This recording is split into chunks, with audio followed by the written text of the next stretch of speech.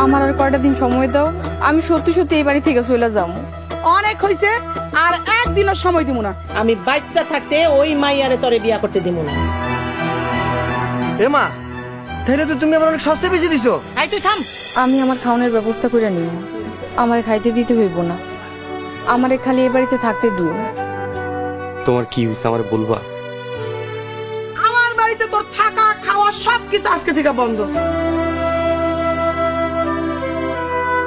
তুমি যদি আমাকে ভালোবাসতা তোমার সব কষ্টের কথা আমাকে বলতা, এভাবে মুখ বুজে দিনের পর দিন আমার জন্য অন্যায় অত্যাচার সহ্য করতা না।